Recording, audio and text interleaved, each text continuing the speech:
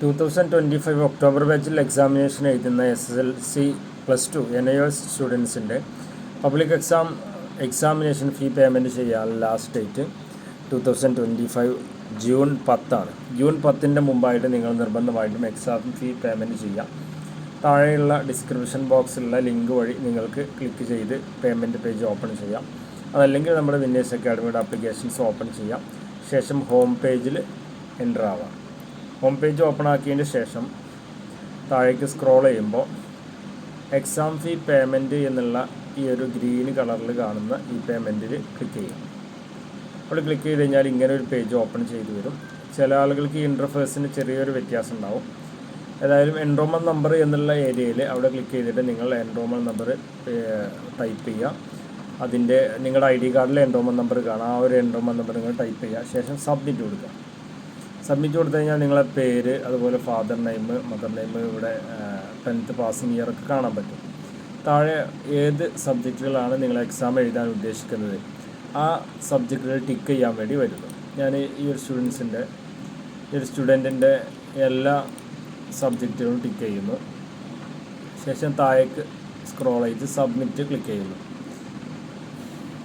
തൊട്ട് താഴെ സബ്ജക്റ്റുകൾ selected subject എന്ന് പറഞ്ഞിട്ട് ഈ സബ്ജക്റ്റുകൾക്കാണ് വന്നിട്ടുള്ളത്.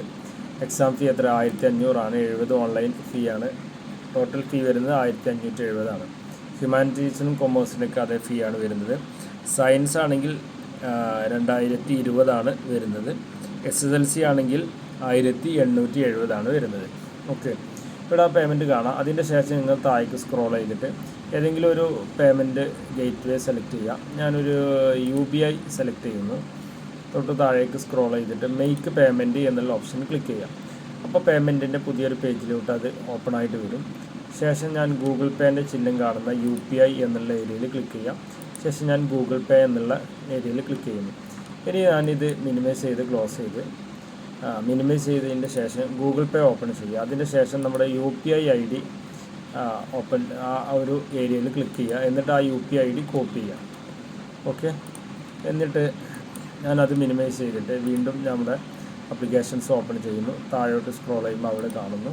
ഇവിടെ ഞാൻ നേരത്തെ കോപ്പി ചെയ്ത ആ UPI ID പേസ്റ്റ് ചെയ്യുന്നു. അത് എൻ്റെ തന്നെയാണോ എന്നുള്ള വെരിഫൈ ചെയ്യാൻ പറ്റും. ഇവിടെ ക്ലിക്ക് ചെയ്ത് കഴിഞ്ഞാൽ വെരിഫൈയിൽ ക്ലിക്ക് ചെയ്ത് കഴിഞ്ഞാൽ വെരിഫൈ എന്ന് പറഞ്ഞാൽ നിങ്ങളുടെ നെയിം ഇവിടെ കാണും. ഓക്കെ, ഇവിടെ സെയിം ലാബിൽ നെയിം കാണും നിങ്ങളുടെ. അതിന് ശേഷം പ്രൊസീഡ് കൊടുക്കുക. പ്രൊസീഡ് കൊടുത്തു കഴിഞ്ഞാൽ ഗൂഗിൾ പേ ഓപ്പൺ ചെയ്തിട്ട് അത് റിക്വസ്റ്റ് വന്നിട്ടുണ്ടാകും. അത് ഓപ്പൺ ചെയ്യണം. ഇങ്ങനെ ചിലപ്പോൾ ഒരു പോപ്പപ്പ് വിൻഡോ ആയിട്ട് മുകളിൽ നിന്ന് താഴേക്ക് സ്ക്രോൾ ചെയ്താൽ നിങ്ങൾക്ക് കാണാൻ പറ്റും. ഞാനിവിടെ അത് ക്ലിക്ക് ചെയ്യുന്നു. അതല്ലെങ്കിൽ ഗൂഗിൾ പേ ഡയറക്റ്റ് ഓപ്പൺ ചെയ്താലും നിങ്ങൾക്ക് കിട്ടും. അവിടെ ഇങ്ങനെ വന്ന് കിടക്കുന്നുണ്ടാവും. ഓക്കെ, ഇതിൽ പേ എന്നുള്ള ഏരിയയിൽ ക്ലിക്ക് ചെയ്തതിന് ശേഷം എൻ്റെ ബാങ്ക് ഏതാണോ സെലക്ട് ചെയ്യുക. നമ്മൾ സാധാരണ ഗൂഗിൾ പേ ചെയ്യുന്ന പോലെ എൻ്റെ കോഡും കൂടെ അടിച്ച് പാസ്വേഡും കൂടെ അടിച്ച് ഓക്കെ കൊടുത്തു കഴിഞ്ഞാൽ പേയ്മെൻറ്റ് സക്സസ് ആയി. ഇത്ര ഏരിയ മാത്രം ചെയ്ത് കഴിഞ്ഞാൽ നമ്മുടെ എക്സാം ഫീ പേയ്മെൻറ്റ് ചെയ്യാൻ വളരെ സിമ്പിളായിട്ട് നമുക്ക് തന്നെ സാധിക്കും. ഓക്കെ, നിങ്ങളെല്ലാവരും ആ ഒരു രീതിയിൽ തന്നെ ചെയ്ത് കംപ്ലീറ്റ് ചെയ്യുക.